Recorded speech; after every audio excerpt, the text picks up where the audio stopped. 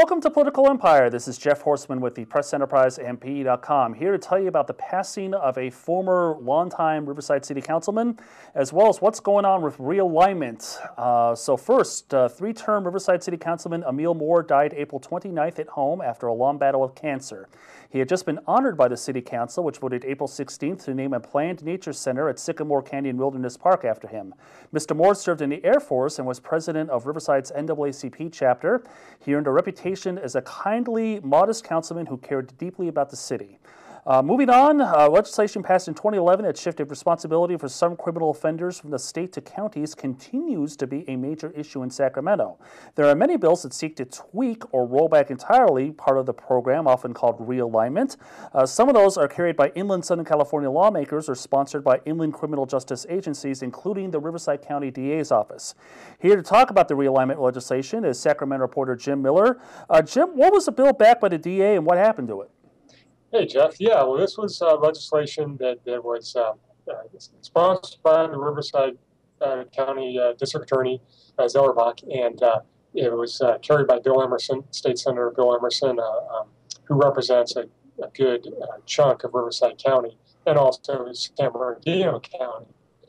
And what the bill did, or does, because it's still out there, is it responds to concerns by a lot of county criminal justice officials that realignment has resulted in long-term inmates in their county jails. I mean, the original purpose of county jails, of course, is to hold inmates before trial and then to hold people sentenced to 1 year or less. And then after that, people would or for terms longer than that, would go on, those people would go on to prison. But because of realignment, the way everything has come together, there are now inmates in county jails that are serving much longer sentences, 5, 10 years, and in some cases, apparently in Los Angeles County, there's an inmate serving more than 80 years. So what the bill sponsored by the DA and carried by us, the senator would have done would be for terms longer than 3 years, those inmates would have been moved to state prison. All right. I was just going to add, and the bill was heard last week in the Senate Public Safety Committee, and it did not pass, and the district attorney's office has chosen to make it a 2-year bill, which means it's essentially dead for the year, but they're going to come back at it next year. Okay, well, what are the prospects for other legislation to modify realignment? I would say not good. They're Republican lawmakers. The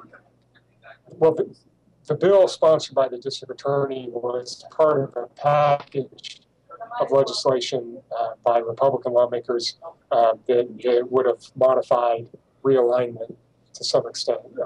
Sometimes just tweaks around the edges, and in other cases, much more significantly.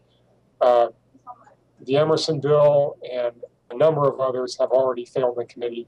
I think there's maybe been a handful of legislation with Democratic authors dealing with realignment that has advanced, but who knows how much longer they will keep moving. I mean, what the administration and others say is that the state has to reduce its prison population under order of the federal court, and now is not the time to be passing any legislation that would add bodies to the prison system. So if they do that, it would seem those types of bills don't have a very strong chance of passing.